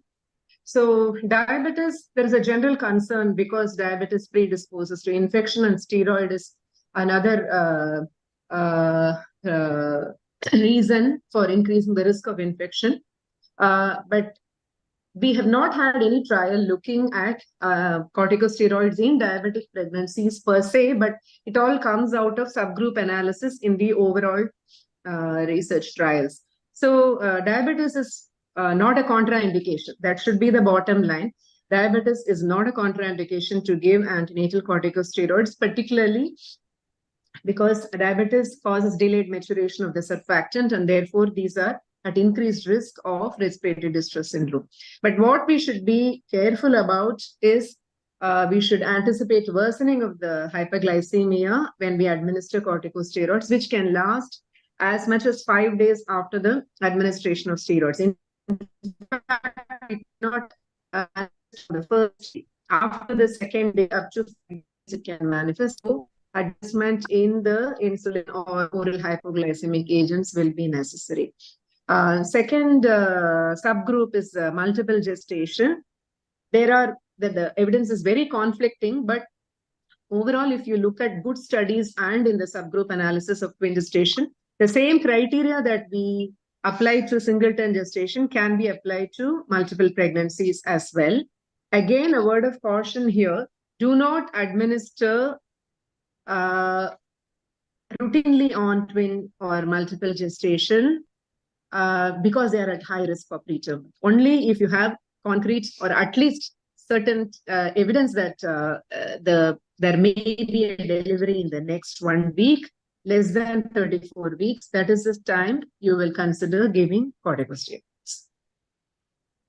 How about elective cesarean? Sorry, it became an extension of my talk, but then, yeah. How about elective cesarean sections, ma'am, at 37 weeks? Yeah, so elective C-section I have covered, I think. Try to delay the cesarean section as much as possible to 39 weeks. But if you were to do between 37 and 39 weeks, again, we have to discuss the benefit and risk. There is a consistent finding of neonatal hypoglycemia, which is a risk factor for developmental delay. So be aware of that and aggressively look for it and treat it. But there is a benefit in terms of immediate respiratory morbidity, reduction in respiratory morbidity. Less babies in whom the steroids were administered will be admitted to the NICU for respiratory distress syndrome. Small but significant reduction is there. So overall, the incidence of respiratory morbidity in term infants is less than 5%, like I said.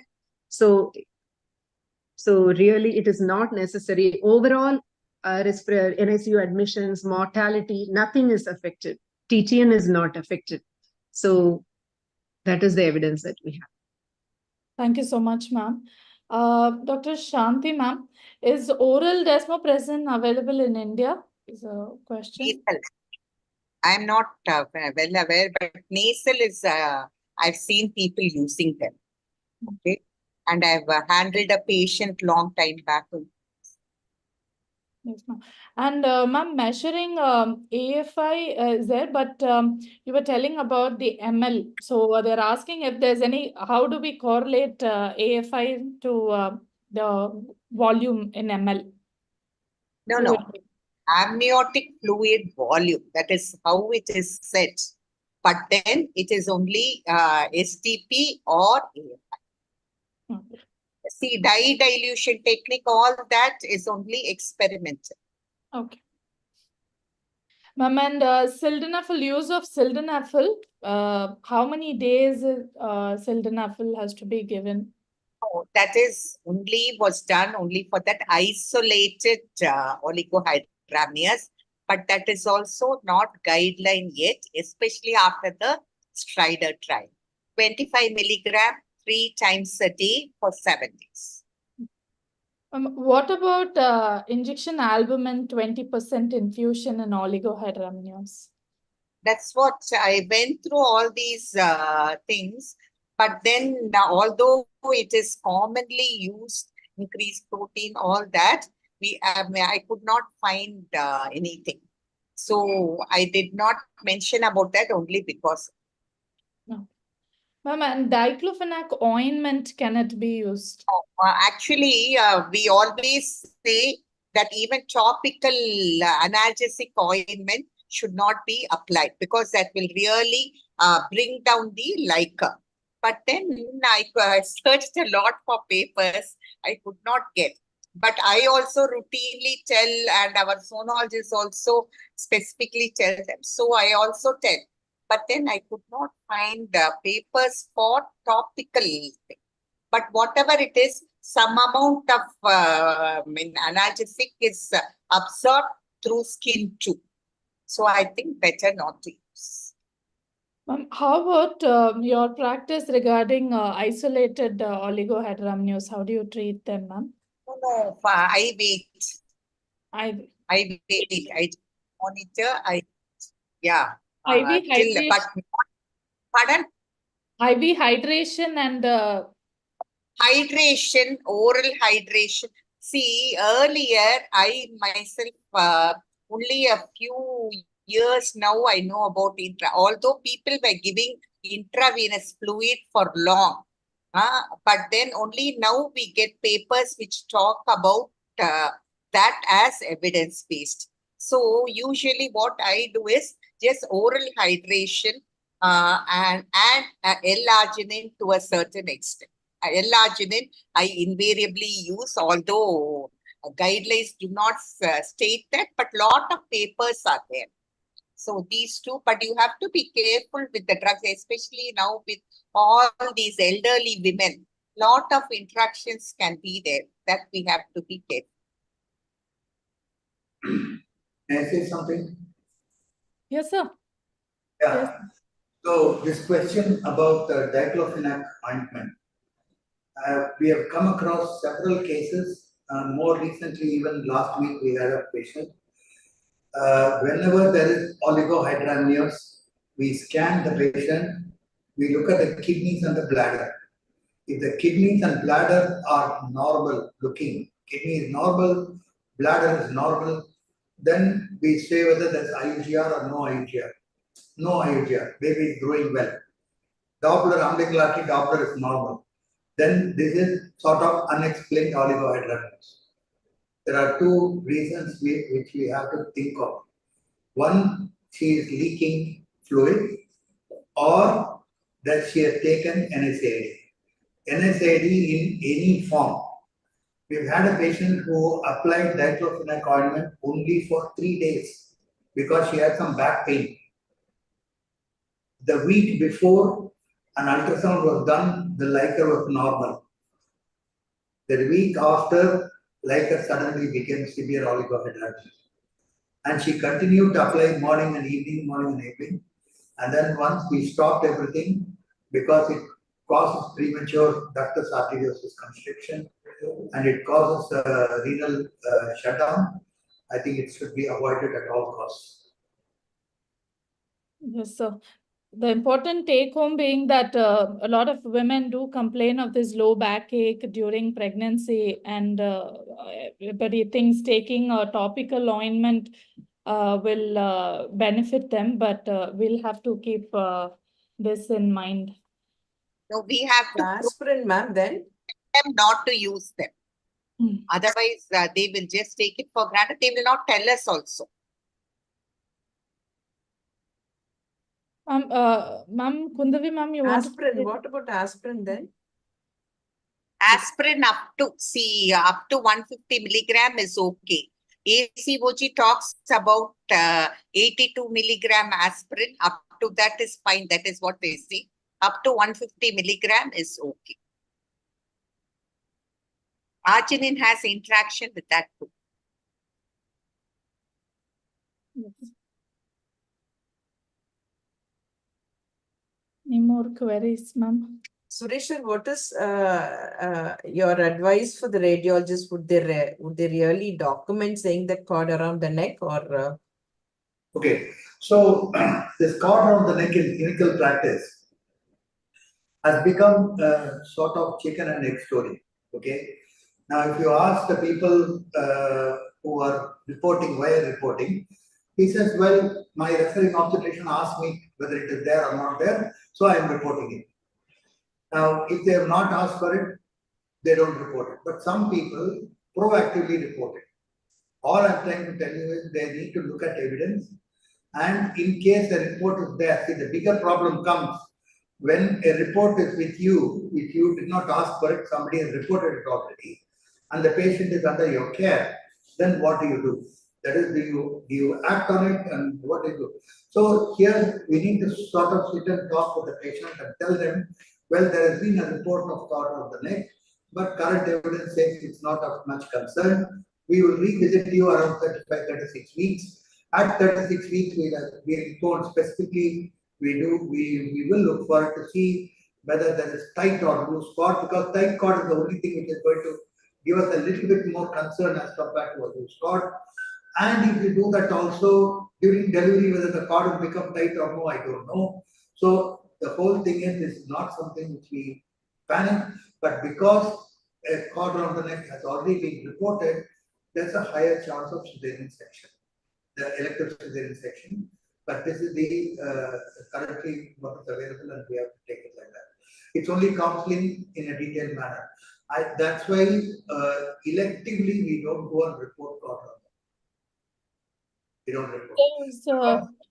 If somebody, a patient comes and they say this baby has got some deceleration, why don't do an ultrasound? At that time, we'll certainly look for it.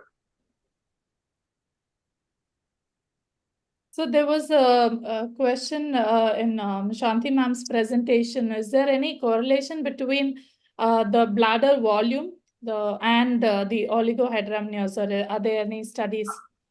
So it is not the bladder volume. See, first of all, in the fetus, after 10 weeks, in every single scan, the fetal bladder must be visualized.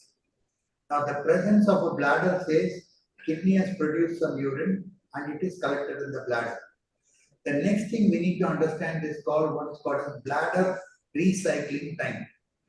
Now, if there is oligohydramnios and I see a bladder, I will wait for some time to see whether the bladder is emptying and filling back. And see the visual inspection. You can do bladder, there are normograms for bladder measurements at various gestation ages, but that's not something we need to do.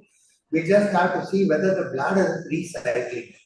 If it is recycling, that is, you see an emptying of the bladder and filling. Sometimes the emptying will not be full, it will be partially empty, but still there will be change in size of the bladder per day. If it is there, we know the baby is passing urine. This is the information we know. So we have a situation where the reduced glycan, baby is passing urine. We have to take it from there. So there's another question, as in more than 2 loops of cord around the neck, should we report? Yeah. So as I said, it's not a question. See, if you go purely from the imaging point of view, okay. Suppose somebody is an imaging specialist. The job of the imaging specialist is to see whatever they see, they have to report. Okay. Now there is somebody else who is going to act on that report. Now, whether to report or not to report, why are we even debating that? Because there is a concern that it leads to additional extra unnecessary sections. That's why whether this information, available information, are you providing more information than what is required for management of the pregnancy?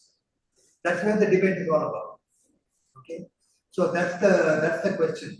Where if you have, supposing during your scan you have identified it, there is no harm in putting it down and saying yes, I'm able to see loops of cord around the neck.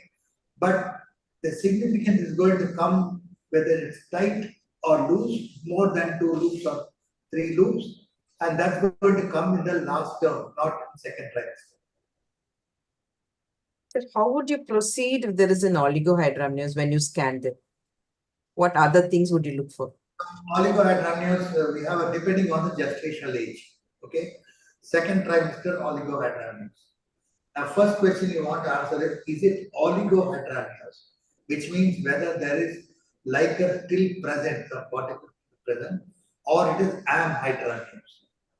If it is amhydramnios in the second trimester, there are only two things I can think of. Okay, one is kidneys are absent or kidneys are non-functional if the bladder is also absent.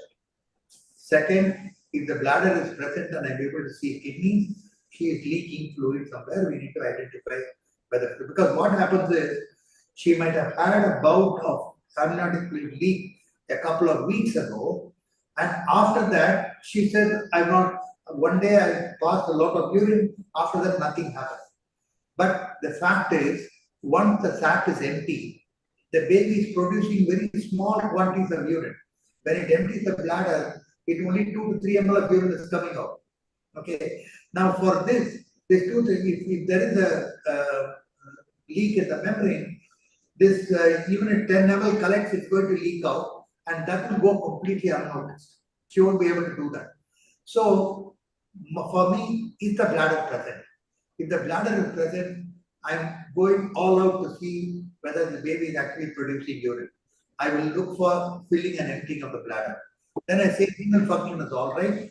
I have to look for other causes. Then I do uterine artery Doppler. Then I do umbilical artery Doppler. I do the growth. So I ruled out growth restriction. I ruled out everything. I ruled out a Doppler abnormality, placental dysfunction. And then I will come to the conclusion this has to be PRO only. That's the second trimester. Okay.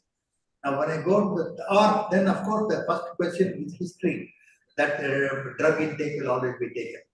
And we come to the third trimester.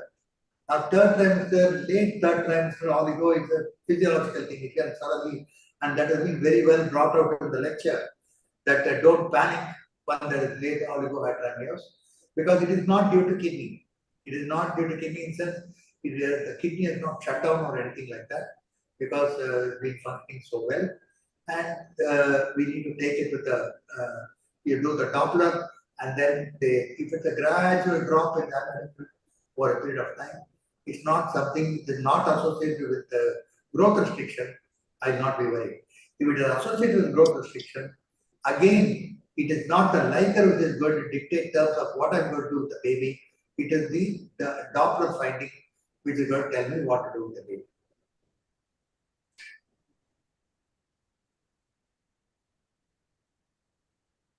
Thank you, sir.